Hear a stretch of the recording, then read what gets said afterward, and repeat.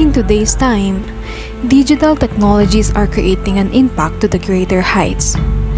That's why many people are adapting to the fast phasing of modernization, not only in the Philippines but to the world. Hence, the fast pace of modernization tends to leave out many people from generation to generation. That's why there are still people who base their knowledge on what they see from the traditional way, and this includes reading of the newspaper.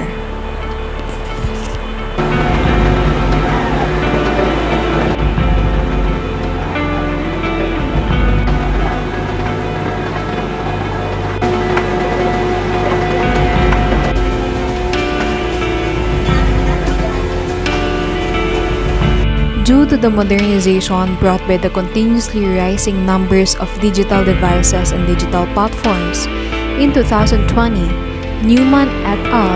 Denounces that only 22% of Filipino respondents get their news from the newspapers, while the majority, or 55%, said that they prefer to watch news online rather than reading.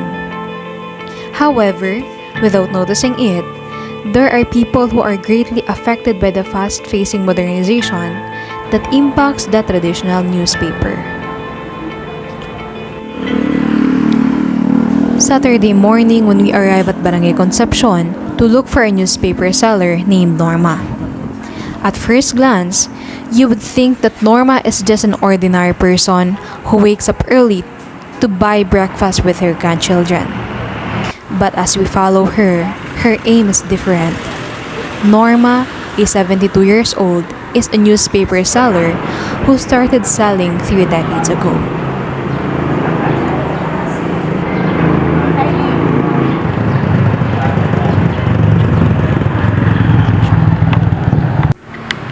And after walking for more than 5 minutes away from the place where we met her, we arrive at the Barangay Hall of Concepcion, Malabon.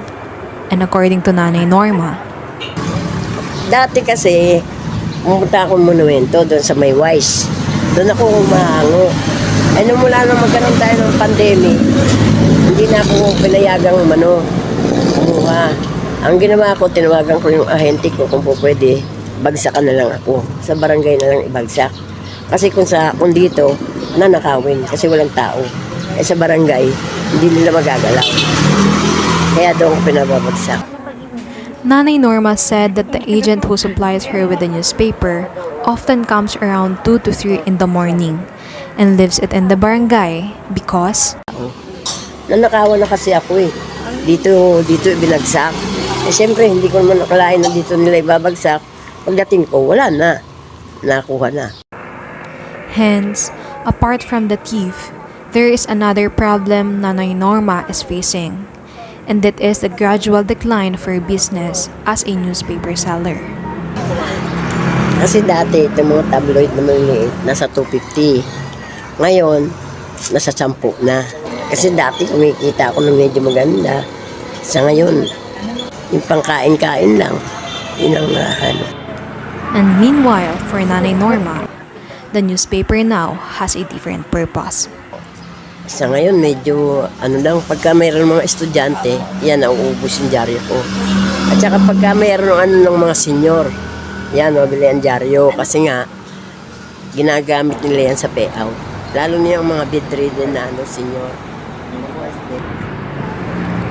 But along the way with this other purpose of newspapers, there are still good things that make their sacrifice worth it of selling newspapers for more than a decade.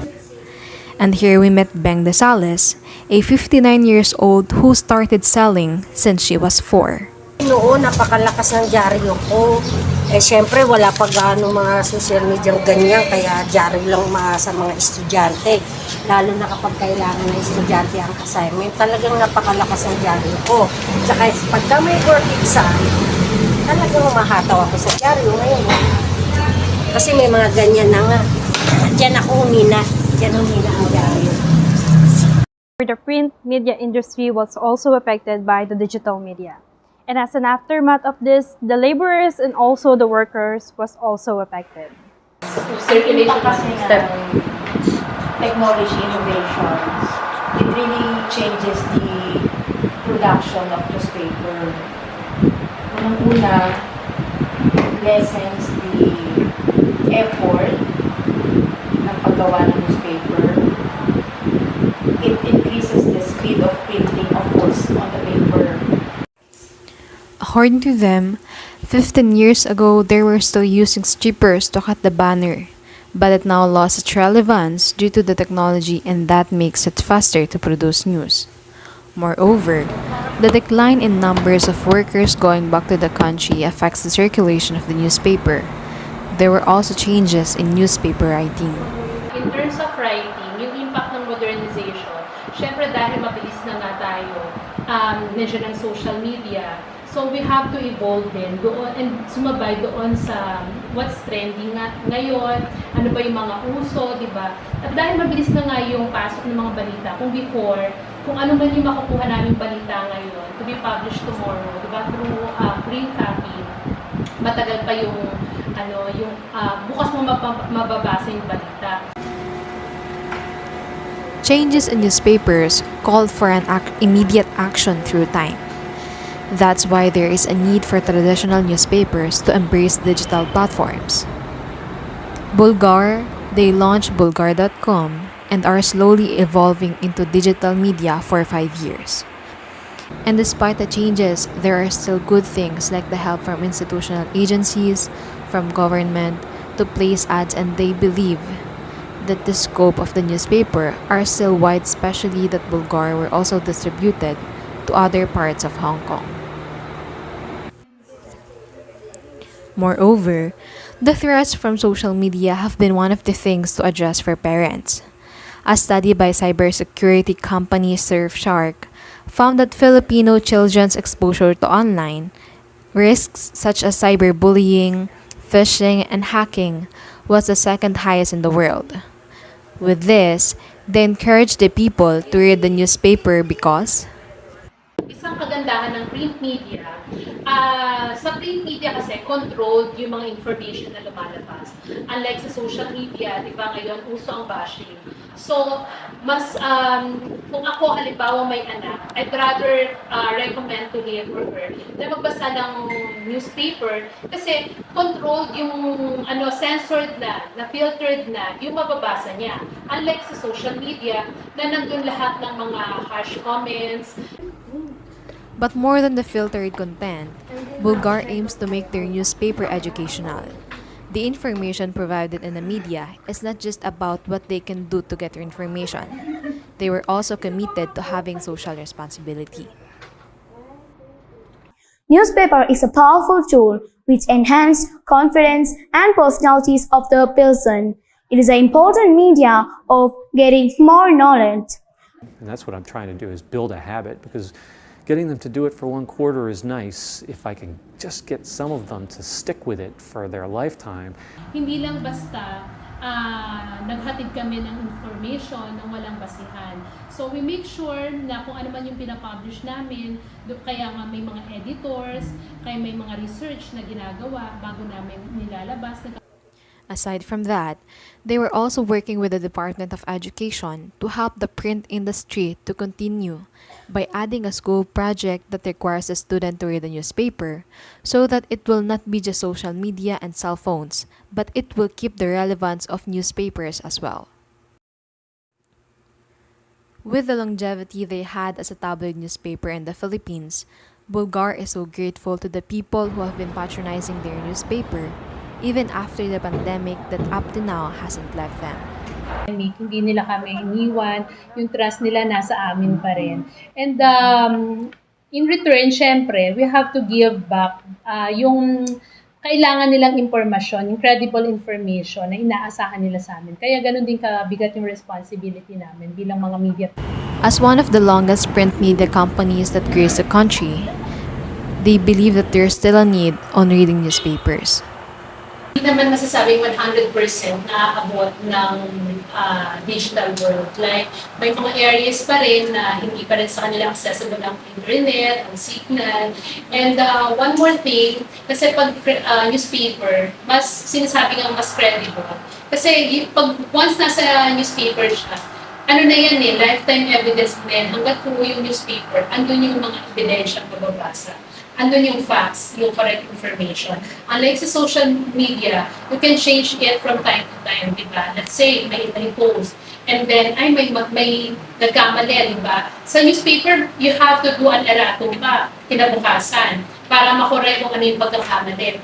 Unlike sa social media or sa digital world, na kapag meron kang gustong i-correct, madali mo na lang mag-correct dun sa social media page na ginawa mo. Meanwhile, for Norma and Beng, Ayun, kasi mayroon namang nakukuha dyan ng wala dyan sa amin. Lalo na yung mga sa business, yan, marami sa talagang kailangan pa rin yan. Oo naman, kasi may nakukuha tayo ng ano. Lalo na yung mga krimen na hindi naman natin na ano kung saan. Pero sa ngayon, may mga nano dyan sa dyaryo, magugulat ka na lang. Bukas ito na Parang kakilala ko to ah. O, diba? Yan ang kagandahan ko naman siya.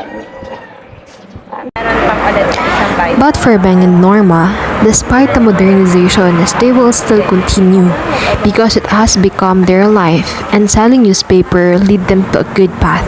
And because of newspaper, magandang dulo. Yung anak ko. Ayun na itulong. Opo. Malaking na itulong ng dyaryo sa akin. Lalo na yung parang ito na gusto namin makakain, nakapag-iinom ako. Yun ang malaking tulong. Kasi yung mga ibang appliances namin, naiipon ko sa akin. May inganyo ka. and for Bulgar, they believe that newspaper has established its relevance and can still be dominant with the existing of digital media, which according to them, Hindi kasi totally mawawala. Kasi mas credible ang newspaper pa rin dahil dumadaan talaga sa masusing pag-i-edit. Hindi siya nagkaya sa social media. Kaya basta lang maglalagay ng balita na hindi talaga Ayun nga, let's say nawalan ng tayo ng internet connection, ng signal, di ba? Lalo na sa mga areas, sa mga probinsya. Hindi naman nga lahat yan naaabot ng magandang signal, di ba? Sa Mindanao. So kung gusto nilang makabasa pa rin ng newspaper, mas makakarating sa kanila. in the world of print media, its decreasing relevance is their number one problem. Most people are gradually forgetting the usual newspaper reading, which has caused a decrease in production, changing habits, and adapting to modern methods of news release for those in the print media industry.